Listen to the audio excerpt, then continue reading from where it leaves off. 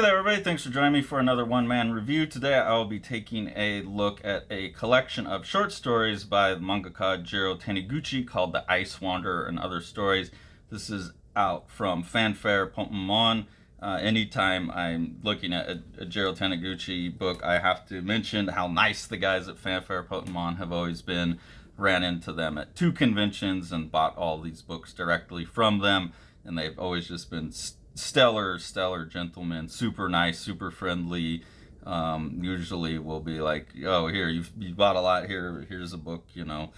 They didn't have this one for you yesterday, but I went and got it for you. So super awesome people. And with Jiro Taniguchi, has such small, tiny details in his artwork. It's insane the level of fidelity that Fanfare gets out of their production of his work. They obviously have access to the original artwork, and they obviously know exactly what they're doing in terms of preparing black and white art for reproduction. And yeah, any Jiro Taniguchi book is a visual delight. A, because he's an amazing artist. B, because Fanfare is doing an amazing job.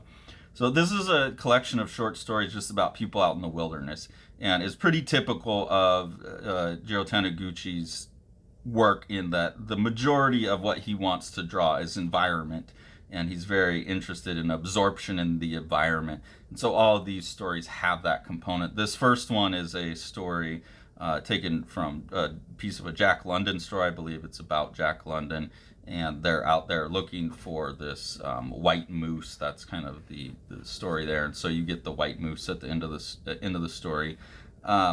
Taniguchi is, as far as I can tell, I don't know how he's considered in Japan, but in my estimation, he's probably the best artist to ever work with just dot tone patterns.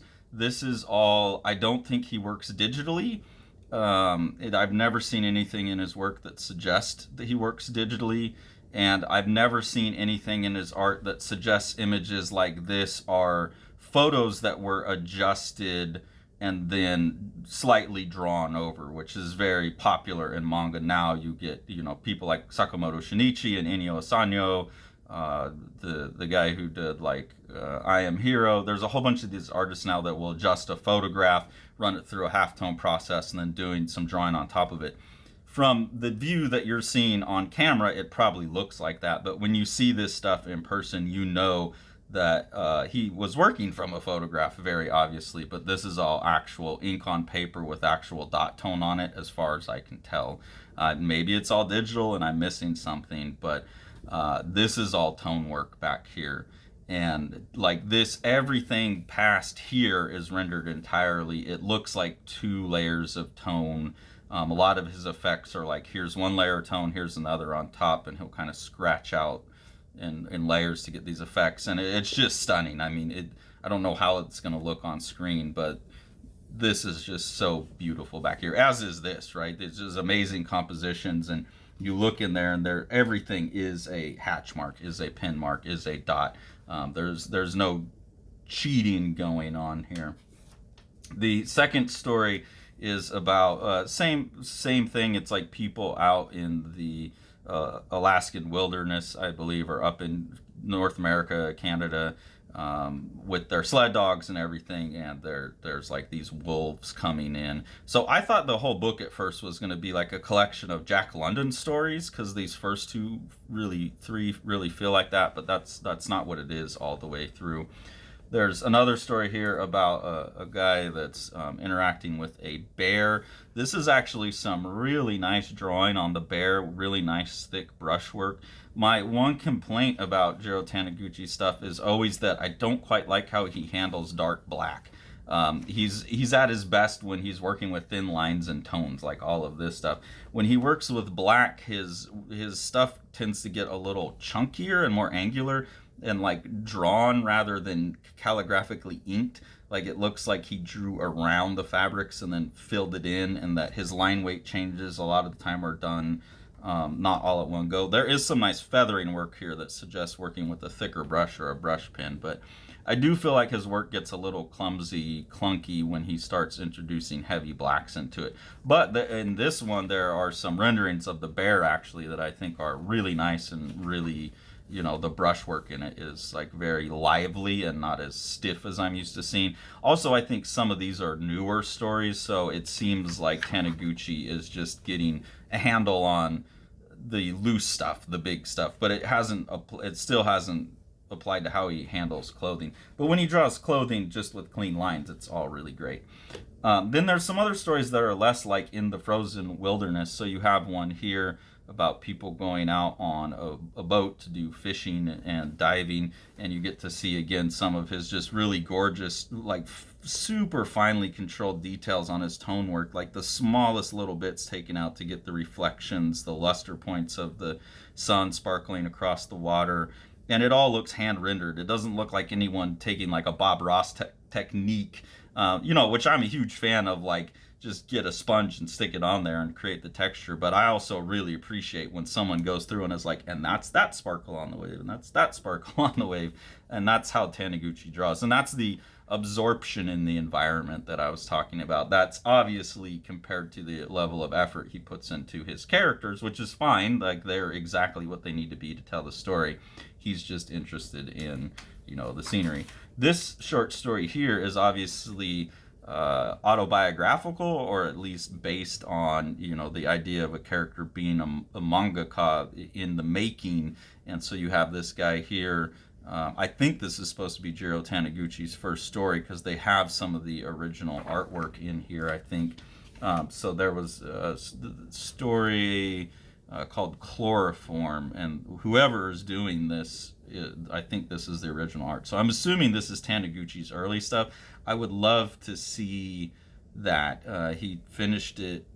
He didn't finish it in time to submit it to the 7th Big Comics Prize for Authors. But I think this is, autobiographical about his early career as a mangaka, which is kind of interesting because that's not something that we get a picture of now. And with the creator like this, who has such a subtle, beautiful, poetic style, it's really interesting to see that if this is Jiro Taniguchi's early stuff, he really started out doing these strange horror things. So I would really love to see Poten Mon do like a full Taniguchi library and go back so I could see his development. And it's also interesting because he says the originals for Chloroform lie at the yellowing at the bottom of a drawer in my desk. So like most mangaka, he doesn't sell his artwork. He's still got his the original art for his first professional manga story, which means that a company working with him like Poten Mon could get the art directly from him, scan it, and do restoration on anything that's wrong with the yellowing art. That's something really cool about manga that I wish more people were leaning into, is they do, a lot of them have original assets, and we can historically go back and get better reprints of a lot of this stuff than we could European and American comics because the resources are still there. It's just figuring out how to work with the artists to get access to scanning them rather than just use the negatives that we already have or something. So that's really cool to see in this. And then there's this story, Return to the Sea, which was absolutely my favorite in the book. Again, just looking at what he's doing with the tone here on the water and the rendering of each little wave is insane. He's like the Vija Selmans of comics. Vija Selmans is someone who will draw outer space or waves or sand and rocks, and get every detail right.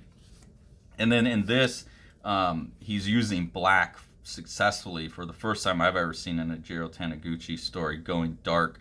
Just absolutely gorgeous shot of this whale diving. Again, this looks like it could be photographic effects up here, but I'm pretty sure it's all hand rendered.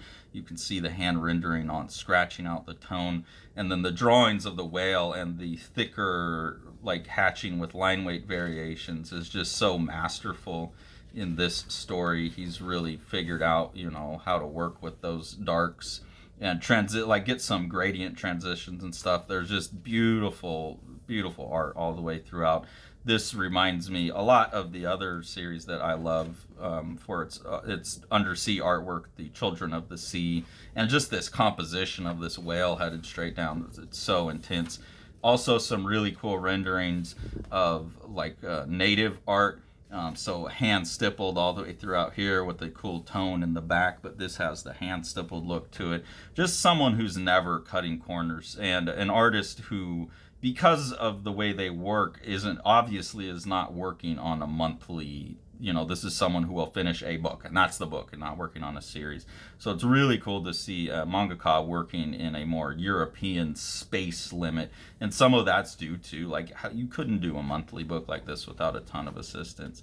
But yeah, just some beautiful scenery here as the diver follows the whale down, and also again some more masterful use of tones, where obviously there's been two tones here and they've been shifted to create an intentional moire pattern to create this optical effect of this character losing conscious as light starts to blink in and out. But then these even like smaller details of this perfectly rendered circle here with the lens flare coming off of it, and the way that he renders the gradient here on the fade. It's not just a straight cut to white, it's got like texture to it. Again, just gorgeous, phenomenal tone work on top of gorgeous, phenomenal drawing. So, I'll still be going through, and we'll be taking a look at a lot more Jiro Taniguchi books to come. But my recommendation for everyone is just go to Fanfare Pokemon and order every Jiro Taniguchi book they have. Comics don't get better, manga doesn't get better. And if anyone that loves ink slinging, and especially anyone who's a fan of using toned paper, lettered toned paper and stuff like that, you've got to look at Jiro Taniguchi. And just the story's always beautiful. He's a master. He's a master, and you should have a complete library of his stuff, or else you're missing out.